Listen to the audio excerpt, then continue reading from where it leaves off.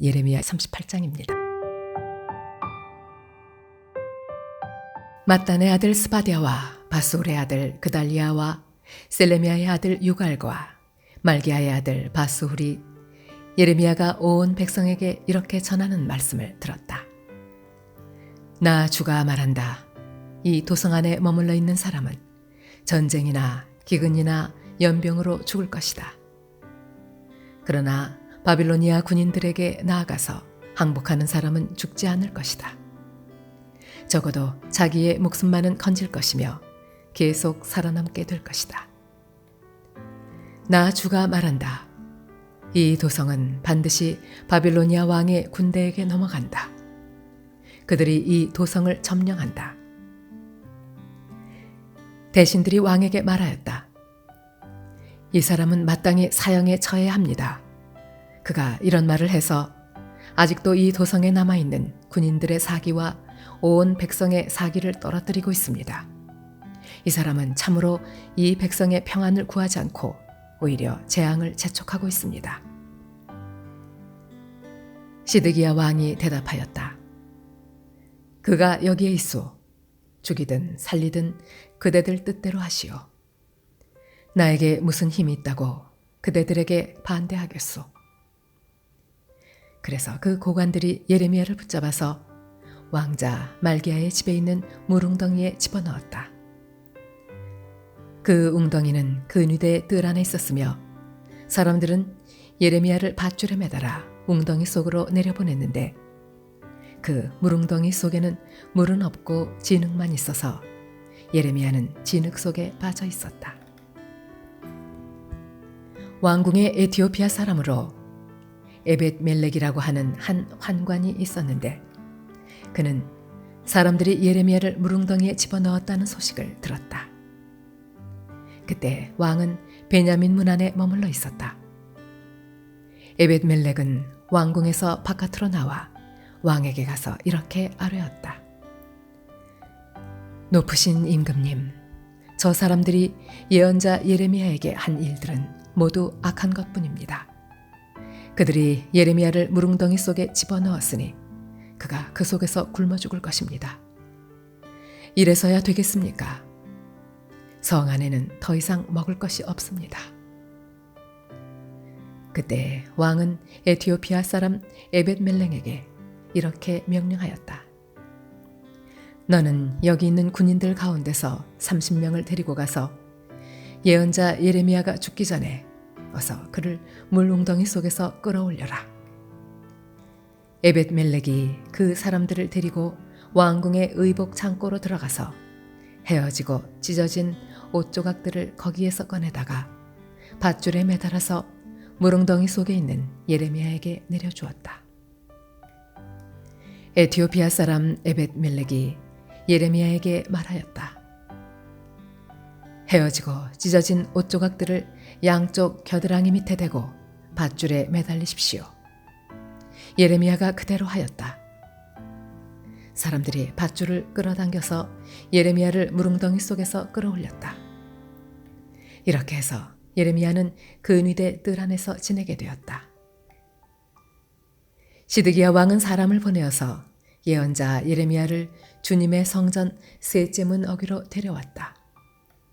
그리고 왕은 예레미야에게 말하였다. 내가 그대에게 한 가지를 묻겠으니 아무것도 나에게 숨기지 마시오. 그러자 예레미야가 시드기야에게 대답하였다. 제가 만일 숨김없이 말씀드린다면 임금님께서는 저를 죽이실 것입니다. 또 제가 임금님께 말씀을 드려도 임금님께서는 저의 말을 들어주시지 않을 것입니다. 시드기야 왕은 예레미야에게 이렇게 은밀히 맹세하였다. 우리에게 목숨을 주신 주님의 살아계심을 두고 맹세하오. 나는 그대를 죽이지도 않고 그대의 목숨을 노리는 저 사람들의 손에 넘겨주지도 않겠소. 그러자 예레미야가 시드기야에게 말하였다. 주 만군의 하나님, 이스라엘의 하나님께서 임금님에게 이렇게 말씀하십니다. 너는 바빌로니아 왕의 고관들에게 항복하여야 한다. 그러면 너는 너의 목숨을 구하고 이 도성은 불에 타지 않을 것이다. 그리고 너와 너의 집안이 모두 살아남게 될 것이다. 그러나 네가 바빌로니아 왕의 고관들에게 항복하지 않으면 이 도성이 바빌로니아 군대의 손아귀에 들어가고 그들은 이 도성에 불을 지를 것이고 너는 그들의 손에서 벗어날 수가 없을 것이다. 그런데도 시드기야 왕은 예레미야에게 이렇게 대답하였다. 나는 바빌로니아 군대에게 투항한 유다 사람들이 두렵소. 바빌로니아 군대가 나를 그들의 손에 넘겨주면 그들이 나를 학대할지도 모르지 않소. 예레미야가 말하였다. 그들의 손에 넘어가지 않을 것입니다. 부디 제가 임금님께 전하여 드린 주님의 말씀에 순종하십시오. 그래야 임금님께서 형통하시고 임금님의 목숨도 구하실 것입니다. 그러나 임금님께서 항복하기를 거부하시면 주님께서 저에게 보여주신 일들이 그대로 일어날 것입니다. 보십시오. 유다의 왕궁에 남아있는 여인들이 모두 바빌로니아 왕의 고관들에게로 끌려가면서 이렇게 탄식할 것입니다. 믿던 도끼에 발 찍혔다. 친구들이 너를 속이고 멋대로 하다가 내가 진창에 빠지니 너를 버리고 떠났다. 임금님의 모든 아내와 자녀들도 바빌로니아 군대에 끌려갈 것이고 임금님께서도 그들의 손에서 벗어나지 못하고 바빌로니아 왕의 손에 붙잡히실 것입니다. 그리고 이 도성도 불에 타버릴 것입니다. 그런데도 시드기야는 예레미야에게 이렇게 말하는 것이었다. 이런 이야기를 아무에게도 발설하지 마시오. 그렇지 않으면 그대는 목숨을 부지하지 못할 것이오. 나하고 이야기했다는 것을 고관들이 알면 그들이 그대에게 와서 나하고 무슨 말을 하였으며 또 내가 무슨 말을 하였는지 자기들에게 사실대로 말하라고 할 것이요. 그들이 그대를 죽이지 않겠다고 하면서 아무것도 숨기지 말고 말하라고 할 것이요.